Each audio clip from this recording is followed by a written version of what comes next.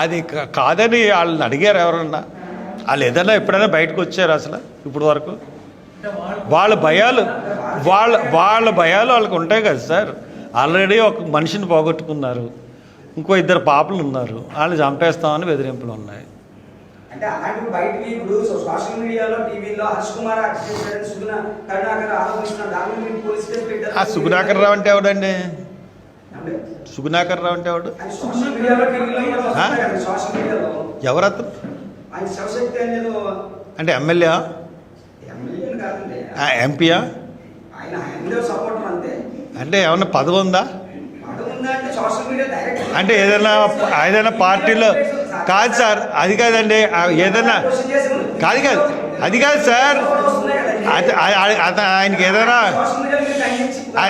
అది కాదండి. ఆయనకి ఏమన్నా పదవి ఉందా ఏ పార్టీలో అన్నా? పోనీ ఏమన్నా సోషల్ వర్కరా?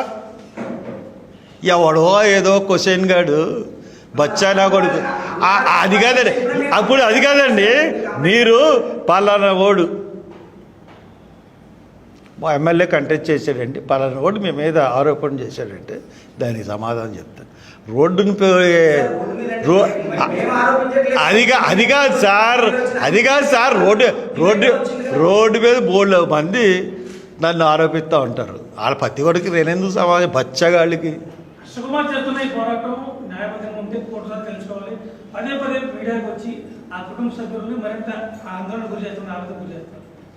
మీరేనండి అస్తమానం చెప్పించింది. మీ మీడియా. మేము చెప్పిన ప్రతి ప్రెస్ మీట్లో కొత్త విషయమే చెప్తున్నాను చెప్తే, పోలీసులు అడుగుతున్న దానికి తందాన తాన అంటూ మీ మీడియాలాగా వీడియో రిలీజ్ చేసి తర్వాత కొన్ని మీడియా సంస్థలు క్షమాపణ చెప్పి మళ్ళీ వినండి. మీరు క్వశ్చన్ వేశారు, సమాధానం వినండి, ఓపిక ఉండాలి. బిగ్ టీవీ వారు 99 టీవీ వారు ఇప్పుడు ఏం చెప్పాలి? కొన్ని టీవీలు ఏమో క్షమాపణలు వేసి మళ్ళీ అయ్యే టీవీలో ఐజీ రిలీజ్ చేస్తే సిగ్గు లేకుండా విని వచ్చి రిపోర్టులు రాసిన మీరు నన్ను ప్రెస్ మీట్లు పెట్టి వాళ్ళనేమో వరుసగా తాగేశాడు అన్ని ఛానల్లోనూ దొంగ వీడియోలు, దొంగ మనిషిని ఫేక్ వీడియోలు సృష్టించి చూపించి వాళ్ళ కుటుంబాన్ని వినండి, నేను చెప్పిన తర్వాత మీరు మాట్లాడండి. వాళ్ళ కుటుంబాన్ని తీవ్రంగా గాయపరిచింది మీడియా, మేం కాదు. మీ మీడియా సంస్థలు లేకపోతే మాది ప్రజల్లోకి వెళ్ళదేమో అని భయం ఇంతకుముందు ఉండేదండి. ఇప్పుడు అటువంటి భయాలు లేవు. సోషల్ మీడియా వచ్చింది అంత. మిమ్మల్ని లెక్క చేసే పరిస్థితి కూడా లేదు మాకు. మీరు ఒక్కొక్క ఏదో మాట్లాడుతున్నాడు. మెయిన్ యాంకర్లు అనుకున్న చెత్తరా కొడుకులు కొన్ని పచ్చ మీడియాల్లో వాళ్ళు నాకు కూడా పీకలేరు అవడం. బట్ చెప్తున్నాను, గాయపరిచింది వాళ్ళ ఫ్యామిలీని. మీరు నిజాలు తీసుకొచ్చి బయట ప్రతి దానికి నేను నిజాలు మాట్లాడకపోతే వాళ్ళ కుటుంబం కృషించిపోయింది. తాగుబోతు కింద సృష్టించినందుకు, ఇలా చేసినందుకు.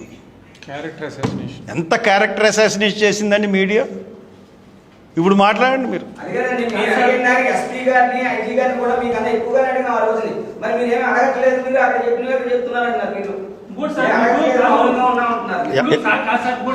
ఎవరో ఒకళ్ళు అడిగితే నేను చెప్తా. ఆయనకి సమాధానం చెప్పినామండి సార్ 99 టీవీ వారు.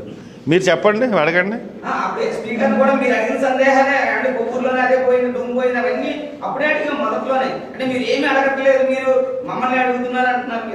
కానీ మీరు అడిగారు సార్, నేను చూశాను.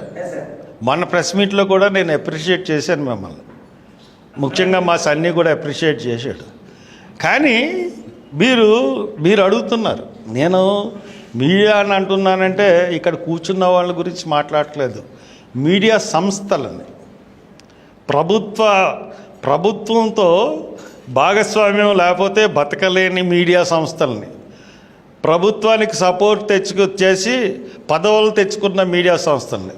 ఒక మీడియా సంస్థ యజమాని టీటీడీ చైర్మన్ కాదంటారా?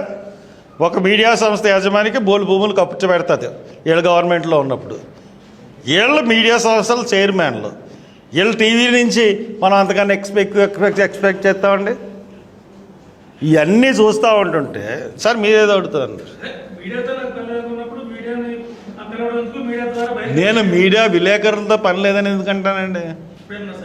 అన్నాను, మిమ్మల్ని కాదు కదా, మీడియా సంస్థల్ని. మాకు మీడియా ఏదన్నా సరే పెట్టడం, మీడియా మీరు ప్రసారం చేస్తారో లేదా అన్నది మీ విషయం. చెప్పాల్సిన బాధ్యత నాకుంది. మీరు ప్రసారం చేయకపోయినా ఏం పర్వాలే, మీరు వస్తారు, మీరు రిపోర్ట్ ఇస్తారు, మీరు పైకి పంపిస్తారు. కానీ వేయకపోవడం అన్నది మీ చేతిలో లేదు కదా. వాళ్ళు మీ యాజమాన్యం ఏం చెప్తే అది చేస్తారు. మీకు దానికి నెలకి సరిపడా మీకు జీతాలు ఇస్తారు, వాళ్ళు వేసుకోవడం, మీరు వార్తలు సేకరించి పంపాలి. వేయకపోవడం వాళ్ళు ఇష్టం. గవర్నమెంట్కి సపోర్టింగ్ ఉంటే వేస్తారు, లేకపోతే వేయరు. ఇది నేను చెప్తున్నాను. కానీ మీలో ఎవరిని కూడా కించపరచాలని కానీ, లేకపోతే మిమ్మల్ని ఎప్పుడూ కూడా కింద పోలీసులు నేను ఎప్పుడు అన్నాను, ఇంక్లూడింగ్ ఐజీని ఎస్పీని కూడా అన్నాను. కారణం ఏంటంటే నడిపిస్తుంది ప్రభుత్వం. ఐజీలు ఎస్పీలు ఈ గత కాంగ్రెస్ గవర్నమెంట్ అయిపోయిన తర్వాత ఎలాగ తయారైపోయారంటే, ఏ పార్టీలో అధికారం ఉంటే దానికి బానిసల కింద తయారైపోయారు ఐఏఎస్లు ఐపీఎస్లు.